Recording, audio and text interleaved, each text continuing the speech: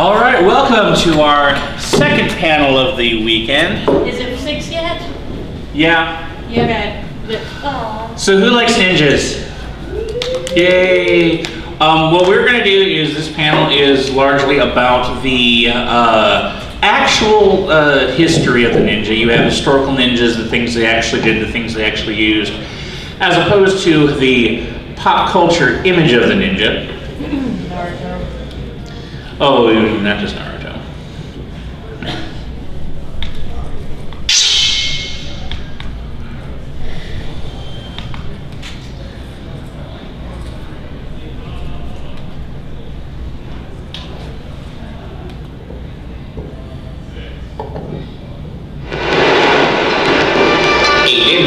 Is a branch of the Japanese samurai, a very old organization.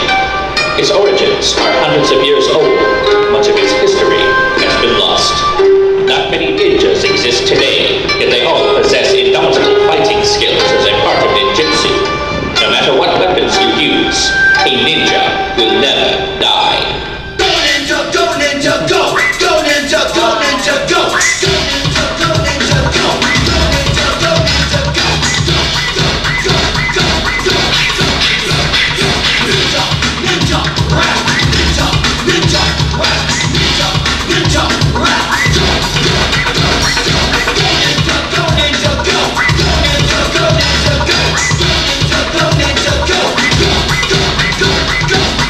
And welcome to True History of the Ninja. We are Vitamin H. We're going to start by just asking a simple question. If I can get this stupid thing to work. What is a ninja? How would you define this? Assassin. Assassin? It's a guy in pajamas. A guy in pajamas? Assassin in pajamas? Climbing up the stairs? Okay, the ninja comes from this is how you write it in Japanese. Comes with the phrase, that kanji means stealth, that kanji means practicer of. It's the same kanji you find in other professions such as doctor. The word here, shinobu, actually just means to hide. What a ninja was, covert agents or mercenaries in feudal Japan. Now we're going to specifically talk about feudal Japan here. Spies, assassins, scouts, agitators, they had a lot of different roles that they played. But at their core, they were essentially spies. Spies have existed as long as wars have existed. You've got documentation of spies being caught by enemies in ancient Egypt. You have Sun Tzu talking about spies. The first documented use of the word shinobi in regards to Japan happened in 593. Prince Shotoku used these three characters meaning willful, talented, and reliable, pronounced shi no bi. To get an idea of what was going on in Japan, in the Heian period, between the 7th and 11th centuries, this is when the emperor ruled Japan. This is before you had the samurai really rising to power.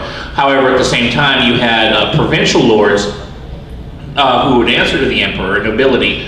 And over time, it became important that these nobles be competent at commanding military troops as well. So you end up with a whole bunch of people who have lots of money and military power. This is how the samurai came to rise to power. One important thing that happened during this time period, in the year 906, the Tang Dynasty fell in China.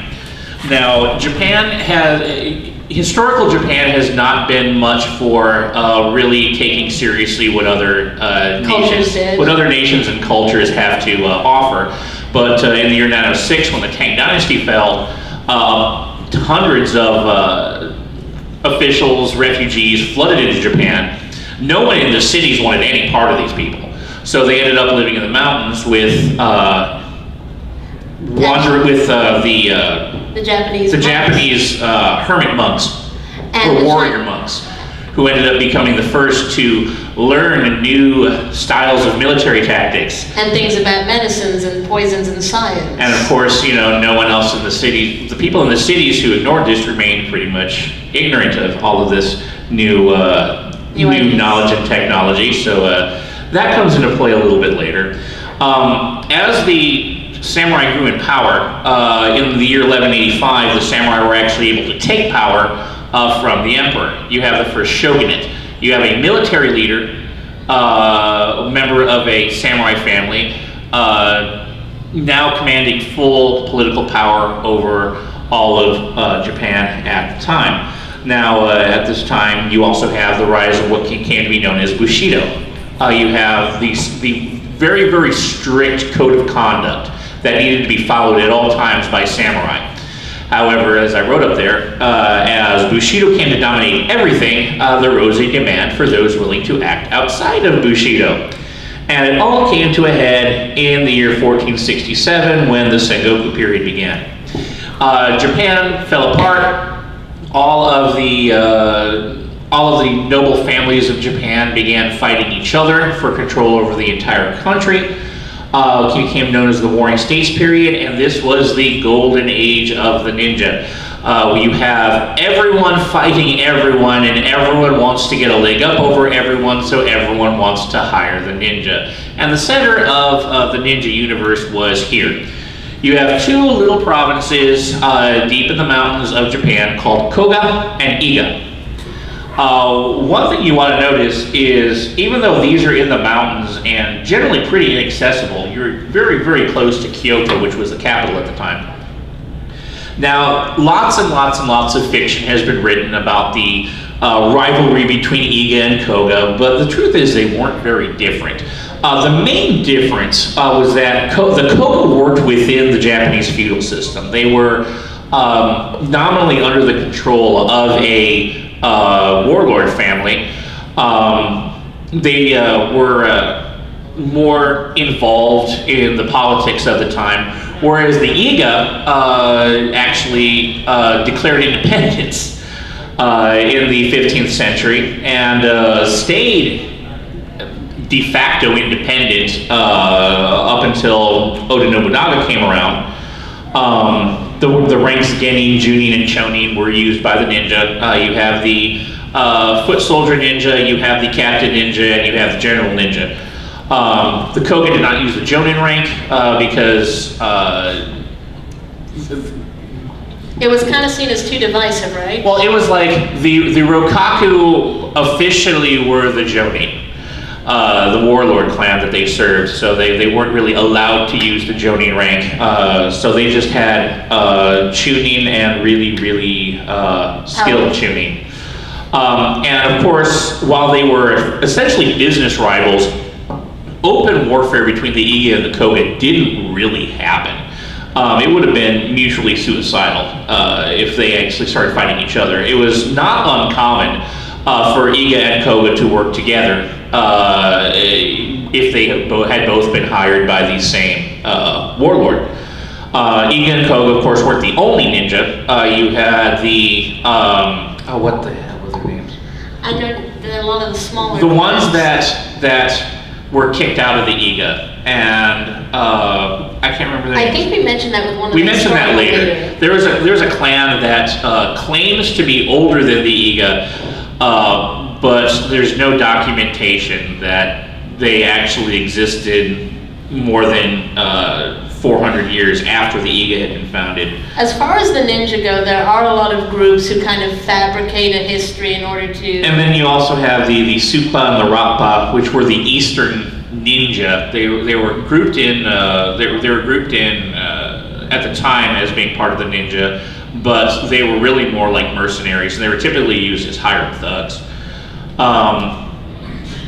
Now, in 1851, you got Oda Nobunaga trying to unite the country, and he did not like the ninja. It's not that he didn't appreciate the necessity of stealth and spies. He didn't really like the fact that the Iga and the Koga effectively had a monopoly over the entire stealth game. And he knew very well that the Iga and the Koga he hired today could very well be hired by an enemy down the road. So, but being that the Iga and the Koga were up in the mountains, it was considered too difficult to subdue them given the fact that you do have, about 4,000 fully trained ninja living there, and you also have, it was considered not worth the effort, so to speak. This is why no one bothered to, tell the Iga that they weren't independent, and even though the maps all still said Iga province. But then what happened is the Iga had to go and piss Nobunaga off. His son, Nuakatsu, tried to invade Iga province in 1579 and failed miserably, and they made a complete and utter fool out of him. He lost thousands of men and one of his top generals. So Nobunaga was like, okay, we have to do something about this. So the first thing he did was subjugate the Rokaku, which effectively put the entire Kogen ninja clan under his command. And then in 1581, attacked Iga province from 5 different directions using 46,000 soldiers to fight against 4,000 ninja. And the ninja actually held out pretty well. They were taken down to a single fortress before Nobunaga finally allowed them to surrender. They almost fought to a stalemate. Some of the Iga did survive the pacification, most notably being Tori Hanzo, but we'll talk about him a little bit later. After Nobunaga and his successor Hideyoshi managed to unite the country, and then both fuck up and die, Tokugawa Ieyasu came in to pick up the pieces and become the first shogun, how do you put it? Undisputed shogun? Well, I shouldn't say undisputed, mostly undisputed shogun. So you have in 1603 the establishment of the Edo period. Ieyasu moves his capital from Kyoto to Tokyo, and then you have 268 years of peace, relative peace, which is great for the Japanese people, but not so great if you're a ninja. And you suddenly find yourself without any more warlords to serve. So you have ninja, a lot of them just became ronin and went wandering, sold their sword as mercenaries, became thieves. A group of them became the Oniwaban, which were a group of Iga ninja who served Ieyasu as his secret police. A few examples of historical ninja, and this is the guy I was trying to think about, the Togakure Ryu school. This is Togakure Daisuke. He did exist, and that's about as much as has been confirmed. They claim, the Togakure Ryu school claims that he founded the first school of ninjutsu in 1162, a couple of hundred years before the Iga school was founded. There is absolutely no proof of this. And there is some speculation that the Togakure Ryu school were just people who had been kicked out of Iga and wanted to make their school seem older and more prestigious. There's a mouthful. Kumo Wakamaru existed during the Kamakura period. His father had been executed, and he snuck into the castle of the warlord who had executed his father and summarily executed the warlord at age 13. This is a common folk tale told in Japan. He is called the first ninja sometimes. He is used by parents to talk about, how important it is to respect your elders. Sugitani Zenjibo, who of course did not look like that.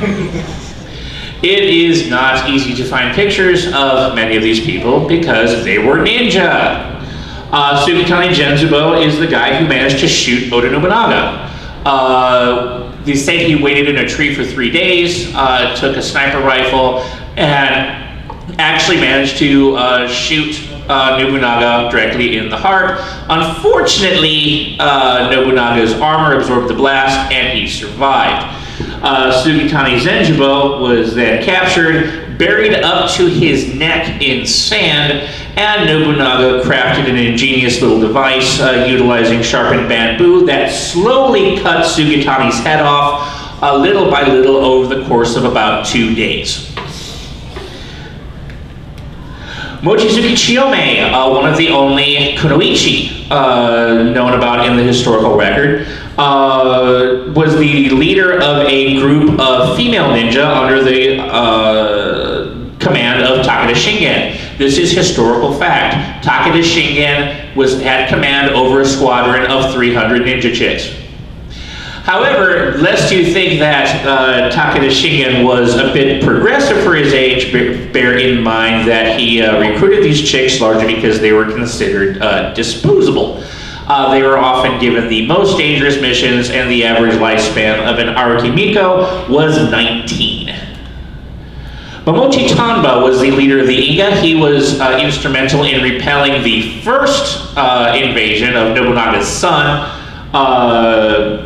and came very, very close, as we said, to repelling the second invasion after Nobunaga surrounded the last Iga castle, sieged them for about a year, and then the last Iga finally surrendered. Momochi Tanba's body was never found. So it's assumed he lost his life somewhere along the line, but there is actually no evidence to what really happened to him. Hattori Hanzo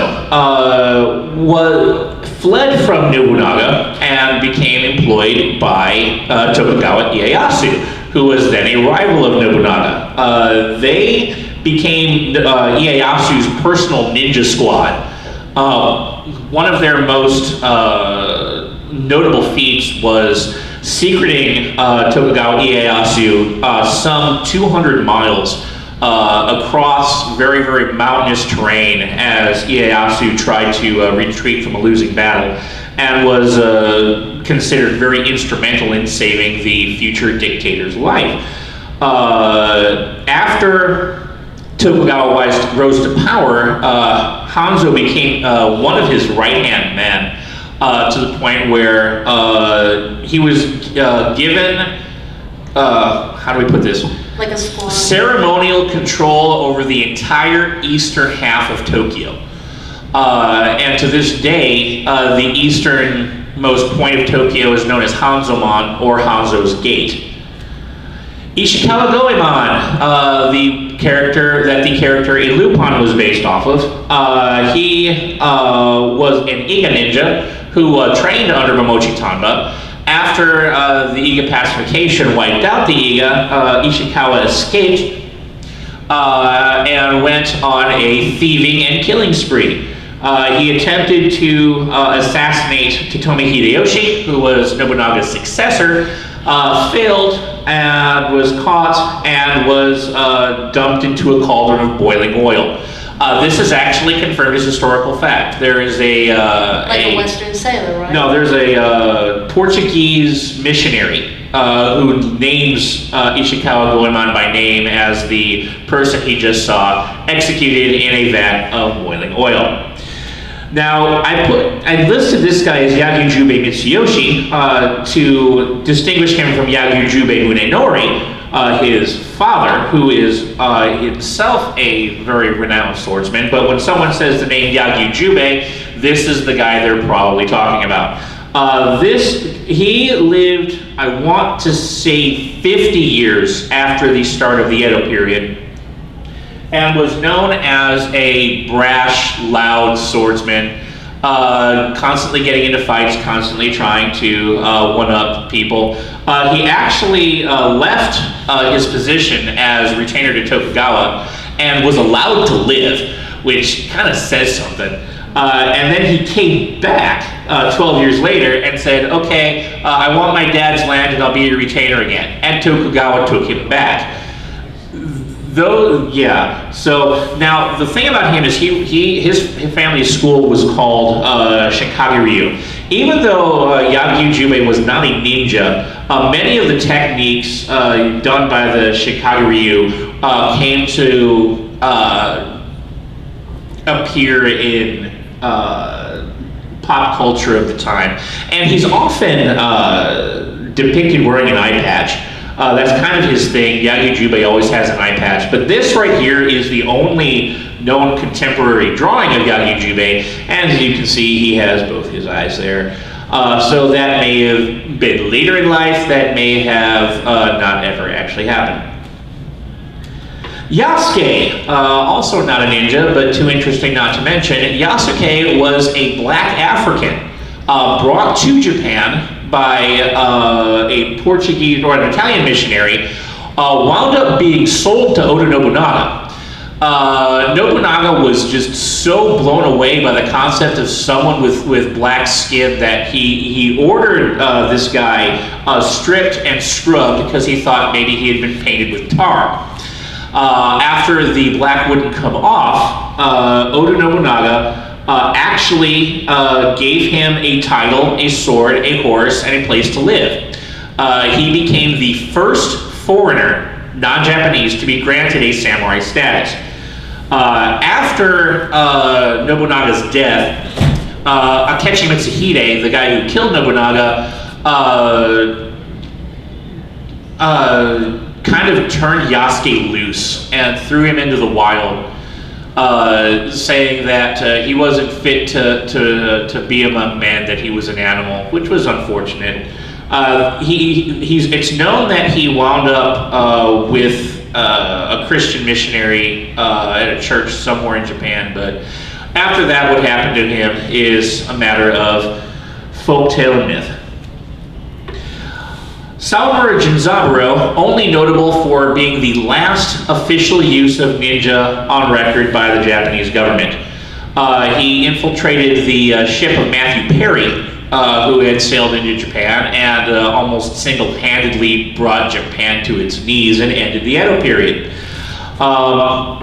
Managed to steal 2 loaves of bread, 2 cigarettes, 2 candles, and 2 written documents. It is also written in Perry's logbook how surprised he was that the Japanese sent no spies. So I'd say that's pretty darn successful.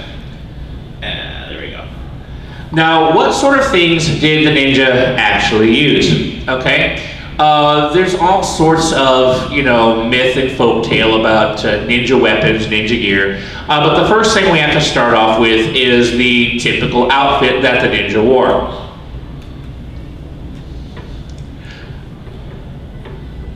It's not a ninja outfit. They're dressed as farmers. Okay. Ninjas dressed pretty much like everybody else. If you're a spy and your job is stealth, you don't want to wear an outfit that says "Hello, I'm a ninja." Most ninja at the time were drawn from the peasant class, and you'll see that as I show you the things that they actually used, many ninja gear items were modified farm implements. The name of the game was plausible deniability, because in a time where you could be stopped and searched by anybody at any time, you didn't want to be caught holding anything you couldn't explain away. You can just be like, this is a shovel. It's just a shovel. It's not just gonna a kill stroking anyone. pipe. I'm not going to kill anyone with it. But of course, there were other Ninja uniforms now, Now you outfits have- with masks. Yeah, 2 of these have masks right off the bat. Ninja would often disguise themselves as komuso. The komuso were a religious sect that wandered through Japan at the time with baskets on their heads as part of their Part of their religion. part of their religion. You have the Yamabushi who lived in the mountains. The Yamabushi, one interesting about them is they were allowed to carry simple weapons. And then you have the minstrels, actors. It was common at the time for warlords to, hire acting troops to come entertain people, and it was just as common for many of those actors to be ninja there to kill the warlord, or to steal information, or to do whatever they wanted to do. Now, what's the one thing you don't see up there? Oh yeah. Ninja did not dress like that. That outfit was actually derived from Japanese puppetry. You have people who would wear these all-black outfits and control puppets, so you couldn't see the people who were controlling puppets. If the ninja ever did have to do a nighttime mission where they didn't want to be seen, they would usually dress in indigo, or their clothes were dyed like a dark blue. And it was still something that, you know, if you were caught wearing it, you could still explain it away. Now the thing about this outfit, the reason people kind of came to associate it with ninjas is kind of because of Japanese theater. Because in the bunraku, the puppet plays, you were kind of mentally trained to, you know, ignore the guy in the black. So if they did a play about someone being assassinated, you know, you could put the assassin in that outfit and people would just kind of be mentally trained to like, oh, that's nothing. Now, then of course you have the ninja's weapon, the katana. The ninja sword. First off, that's not a katana. That is a katana. Those things Leonardo is holding are called ninjato. You have if you ever read anything about the ninjato, you'll see that it was typically used as a tool. It was very cheaply made. You have things like the scabbard being able to be used as a snorkel. You could use it as a step. It was a straight blade rather than a curved blade because that was cheaper to make. But there is also no historical evidence that ninja actually ever used them. There's a lot of reasons for this. First off, any surviving examples of ninjato have been dated to well after the start of the Edo period, when pretty much anyone could carry, not anyone, but anyone who had status could use a sword as a status symbol, when the top-ranking ninja had been changed to low-ranking samurai. There's also the fact that Japanese swords were really, really expensive and heresy time kind of shitty. Yep. There's one thing that Japan does not have a lot of, and that's iron. The iron that they do have actually has a the iron that they do have has a very high carbon content, which is referred to in the West as pig iron. It is not the ideal format for making swords, was it? I think I read somewhere that the only way you can use katana is basically to swing it like a golf club. You can't do fencing with it; it'll break. Yeah, I'll talk about that in a second. A lot of ninja training was based around, you know, the certain way to swing your sword so that it would work effectively. Because if you just swung it like an idiot, it'd end up breaking. Ninjas, and the whole reason they had to fold Japanese steel is because that's the only way you could get some of the carbon out and make something that could actually cut. Even still, ninja swords were very, very brittle, and like you said, much swordsman training at the time was how to swing your sword without shattering it. You didn't want to ching, ching, ching because your sword would end up in a whole bunch of pieces. It's not a broadsword. It is not a broadsword. Second ninja weapon is you have the nunchaku. Yay! Oh yeah, you can kind of see where this is going. Nunchaku were never used as weapons by anyone. They are a hand-eye coordination tool used in certain forms of Okinawan martial arts. One day, a film producer saw Bruce Lee playing with a pair, thought it looked really, really cool, and the rest is history. There's one big reason no one ever used nunchakus. Well, I mean, if you think about it, how many videos have you seen on YouTube? Of people whacking themselves in the head with nunchaku? I guess if you're really skilled, you could do it. But it takes a lot of... If you can get close enough to someone to whack them with a nunchaku, there are so many more effective ways to kill that person. Nunchaku had a very short chain, and unless you were extremely skilled, you were going to bash yourself in the head with that thing. Now, the ninja did use a weapon called a manriki. Now, as you can see, this improves over the nunchaku in several ways. First off, you have two very small balls that can be held in your hand, the whole chain gun in your hand. There was a technique known at the time where you would go like that, and the chain would strike out from your hand and you'd whack someone in the face with it. You have a much, much longer chain, meaning it's less likely that you're going to whack yourself in the head with it. And also that chain had other utilitarian purposes. You could choke someone with it or tie someone up with it. Like a bolo. That's two Ninja Turtles down. What do you think about the sai? Yeah, you see where this is going. Okay, at one point, and this at least does improve over the nunchaku in that the sai were actually used as weapons, just not in Japan. The sai actually came from the area around Burma and Thailand, where it was known as the chabang.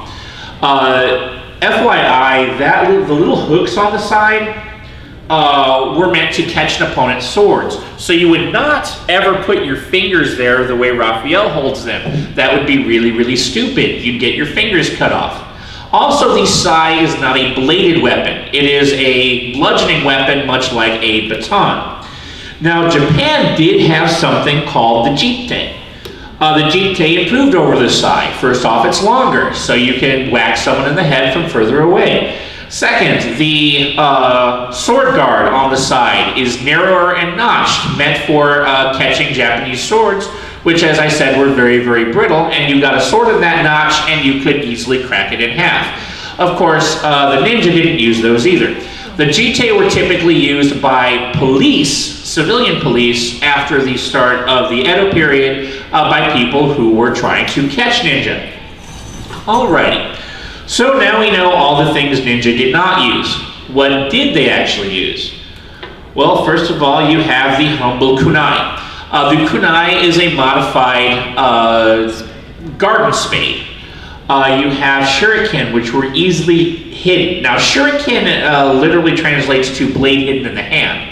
So it wasn't just the things you would throw at people. It was also things you could like secret in your palm or hide in your hat that you could just go and stab someone with. Now the makibishi were really... Now the makibishi are actually based on seed pods. No, they are seed pods. Those fucking things actually grow in Japan.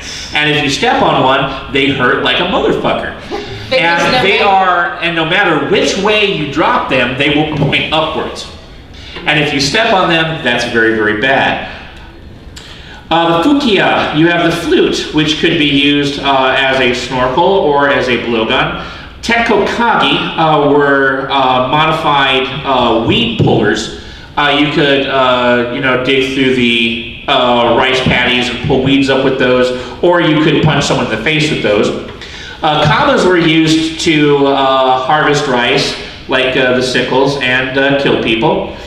And then someone down the line had the bright idea of sticking a kama on the end of a manriki and making the kusarigama. It was considered nearly impossible to defend against someone who was well trained in the kusarigama until the legendary Musashi Miyamoto was in a duel against a kusarigama master, kind of like watched him for a while, then pulled a straight up Indiana Jones, took his sword and just threw it, and it just went right through the guy's chest. So it was going wrong. So that was again one of the greatest kusarigama masters in history. The kakute, a little blade hidden in the hand, which was often coated with nasty, nasty poison. You have the tekken, good luck Googling that. It's the iron fist. It literally means iron fist.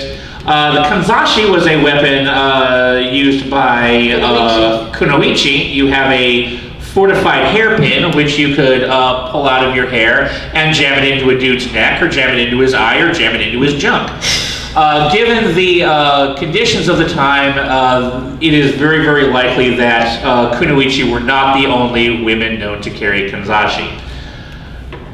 Shikomi. Shikomi literally translates to specially prepared. This refers to any category of weapons that look like something else but hide something. You have the walking stick hiding a sword, made famous by Zatoichi. You have fans that would hide blades. You had smoking pipes. Ninjas loved smoking pipes. You could reinforce those and hit someone over the head with it. You could use those as a blowgun. You could hide knives in them. You could put pepper in the bowl part and go and mace someone in the face. And then the ninja's greatest weapon. The ninja's, what would come to be the ninja's most important and greatest weapon of all, guns! Because shooting things works. Ninjas with guns. That sounds like cheating, doesn't it? But here's the thing. If guns were in any way better than swords, or if swords were in any way better than guns, we would all still be using swords. After matchlock rifles were introduced to Japan, many warlords were like, sweet, now I can put this in the hands of this, random foot soldier. I don't have to train him for 3 years on how to use a bow. It's extremely cheap and effective. Ninjas became among the first to really specialize in guns, and they became the first sharpshooters. So, Metal Gear Solid 3 be damned. Among the first snipers were ninja of the 16th century. Other than weapons, you have other pieces of gear ninja used. You have the Shinobi Rokugo. This is in contemporary documents. These are called the 6 things no ninja ever went on a mission without. You have the Amigasa, which was your typical hat, which could be reinforced used as a blade, reinforced used as a shield, used to hide shuriken, or just used to conceal your identity. You have the Kaginawa, a grappling hook on the end of the rope. The usefulness of something like that far outweighed the difficulty explaining it away when you were caught. The Donohi is an ingenious little device filled with copper, cotton, and hemp, which when you would light it, it would stay smoldering for anywhere from 6 to 12 hours. Its most simple use was as a hand warmer if you were out in the frozen Japanese mountains for several months, days, weeks. But you can also use it to light fires. You can use it as a lighter. This is a 16th century Zippo. You could use it to light smoke bombs. You could use it to light your gun. You could use it to light your enemy's castle on fire. Tanugui is usually translated as towel, but it's really like a really big bandana. Used for whatever you would use a bandana for today. You would tie it over your face to keep, tie it over your mouth to keep dust out of your nose. You would tie it over your head to keep sweat out of your eyes. You could strain water through it. Yeah, you could. It was actually thin enough to where you could dump it in muddy, shitty water and pull it out and strain semi-clean water through it.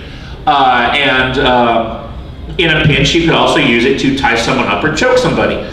The inro was something many people carried at the time. You have a whole lot of little tiny compartments there used to carry medicines and poisons. You have the yatate, which looks like an ordinary ink and brush writing kit. If you were a spy, sometimes you're going to need to take notes. But of course, the yatate was never plain and simple like that. The sumitsubo by itself, the ink was often laced with poison and can be used in a pinch to kill somebody. The sekihitsu were used to write notes that could easily be erased by other ninja, and every once in a while you would get a yatate hiding one of these nasty little things. The Nagiri Teppo was arguably the world's first handgun. It held 1 charge, 1 bullet, and it was lit using fulminated mercury, which you're familiar with if you've ever seen Breaking Bad. Because it had no barrel, it had absolutely 0 range and 0 accuracy. You shove it in someone's face. You shove it in someone's face and push the trigger and you blow their head off. And they don't have a face. And then they don't have a face anymore. It did not become very popular because, like I said, if you get close enough to shoot someone's face off, there are lots and lots and lots of very effective ways you can kill somebody. The shikiro is a kunai with a serrated blade used as a saw. The gondo is It's ingenious... it's kind of like a gyroscope with a candle attached to it. So any way you would turn this bucket, the candle would stay upright. So you could use it as a lantern, you could use it to send signals, and in an emergency, you could put it down and hide the light. The Bushiki-mai system was a system of communication using 5 different colored rice grains. The dyes in the rice grains were toxic, so it would keep animals from running off with the rice grains. You would leave, 3 or 4 of these in a certain combination to leave a message for your fellow ninja, and of course everyone knew what that meant at the time. Now, ninja techniques. It's often talked about the ninja's superhuman abilities to walk on water, the ninja's ability to control minds, breathe fire. Yeah, go ahead. Here's the thing, if you're an ordinary soldier and you just got your ass kicked by a ninja, saying they have magical powers is kind of a good excuse. Saying that they had magical powers might help you avoid seppuku. So you have a lot of these used as excuses, and of course the ninja were totally cool with that. They wanted everyone to think they were. But speaking of ridiculous excuses, take a look at these special powers specifically attributed to kunoichi. They can make anyone have sex with them even if they really don't want to, honest. I didn't mean to. Yeah, you have 3 cases. You have 3 cases of "that ain't my kid." You have the excuse for adultery, and then you have the last one. There were many techniques kunoichi were said to have. They were said to be able to make a man orgasm so hard his heart would stop. They could actually seduce a man until his brain regressed to that of a child, or she could simply cut off his junk with her junk. This is also very likely warnings from older samurai to their sons to avoid sowing their wild oats. But of course, what a ninja's real power was science! I put that little note up there. Sufficiently advanced technology is indistinguishable from magic. As we said before, the ninja had a lot of techniques that were considered, that weren't really known to contemporaries of the time. For example, the ninjas were masters of explosives. You had 3 different types of bombs used by the ninja. The first is noroshi, which literally translates to wolf smoke because they were made from wolf poop. Someone found out that if you lit wolf poop on fire, it would create a really, really thick smoke that would rise straight up, perfect for smoke screening and signaling. You have the torinoko, meaning baby bird, because they were really, really loud and would make a screeching sound. Imagine a bottle rocket on steroids. These made a very bright flash and were used to blind enemies or cause distractions. And then you have the good old-fashioned horokuhiya. The ninja were among the first to discover that it was not the explosion that killed people, it was the shrapnel. So if you took a smoke bomb and put a whole lot of nails and tiny pieces of metal into it, and then lobbed it into a sufficiently crowded room, you could turn an enemy platoon into hamburger. Ninja medicine, based on Chinese herbology, among other things, you have the communion plant and the mugwort, which are taken if you need to poop or not poop, respectively. Anyone who's ever eaten an MRE knows that even today's military kind of prides the ability to go several days without pooping. At the bottom you have wolfsbane, which is a very, very nasty poison. It does not take very much wolfsbane to kill somebody. This was part of a ninja's basic training because one of the things that ninja would masquerade as is doctors. You hear that a enemy warlord is ill. I'm a doctor from the neighboring village. I've come to check on warlord, what's his name? I'm sorry, I did everything I could. Whoops. Oops, I didn't pour any wolfsbane in his tea. The Mizugumo were said to be able to be used by ninja to walk across water. This was actually tested on an episode of Mythbusters, which we will now show you. The pool waters are as still as glass, and all is quiet. It is time for Ninja Savage to stride forward and walk across its surface.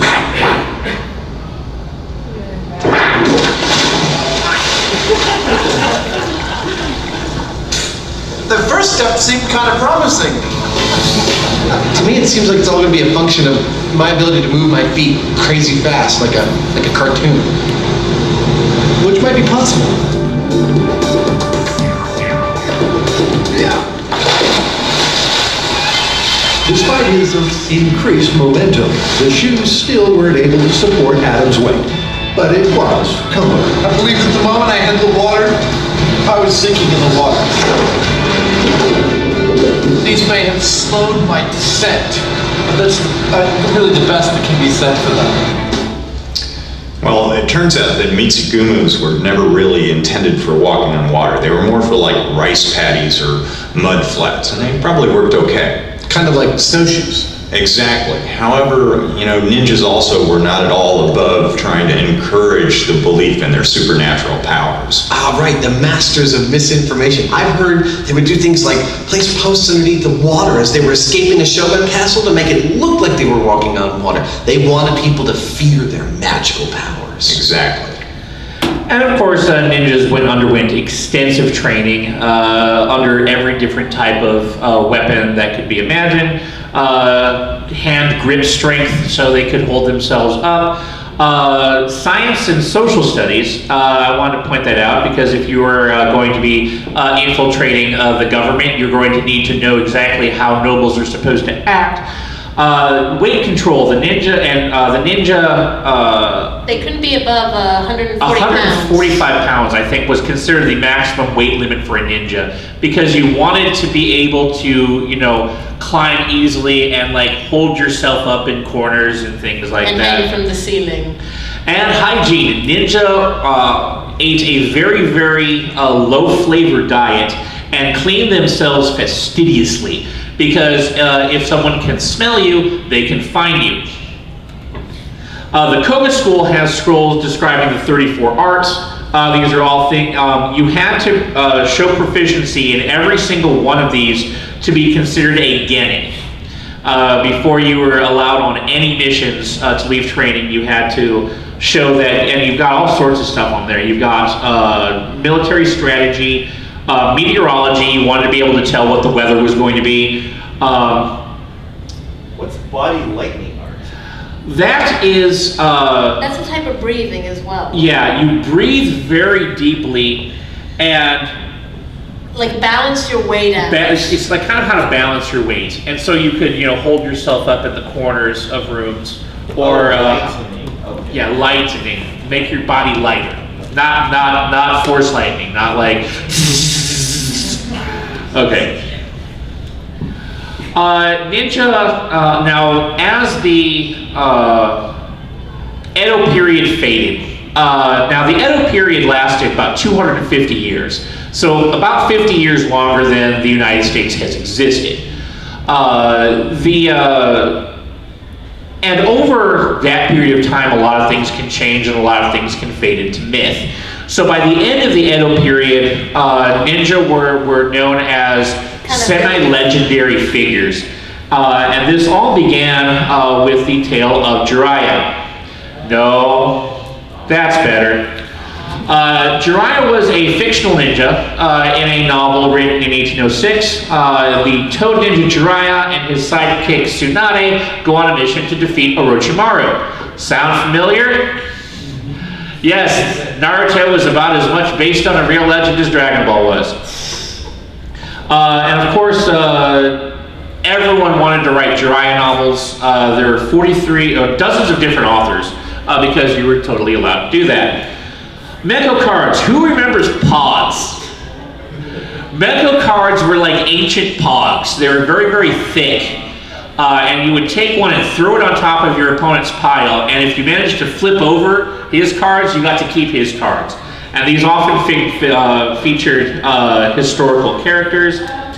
Saratobi Sasuke, in a novel written in 1912, is the reason all ninjas are named Sasuke. Is the reason all ninjas are named Sasuke. This picture here is from one of the first anime ever brought to the U.S. Called Shonen Saratobi Sasuke, released in the U.S. with the simple title Magic Boy, because in 1961 no one in America knew what the hell a ninja was. The first ninja to appear in American cinema was in the James Bond movie You Only Live Twice, written by Roald Dahl, the author of Charlie and the Chocolate Factory. Coolest scene ever. Hello. Bad news from outer space. Yes, I heard it. Now the Russians are accusing the Americans. Next time, it will be war. We'll have to get down to those volcanoes. I agree. We'll also need a company of first-rate men. Do you have any commandos here? I have much, much better. Ninjas. Top secret, Bonsa. This is my ninja training school.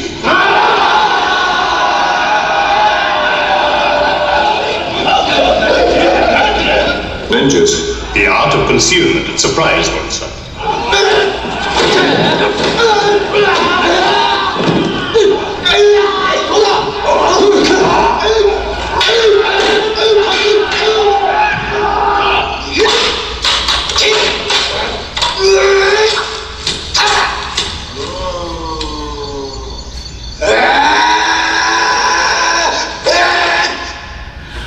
So yeah, now one of the big questions is, do ninjas still exist today?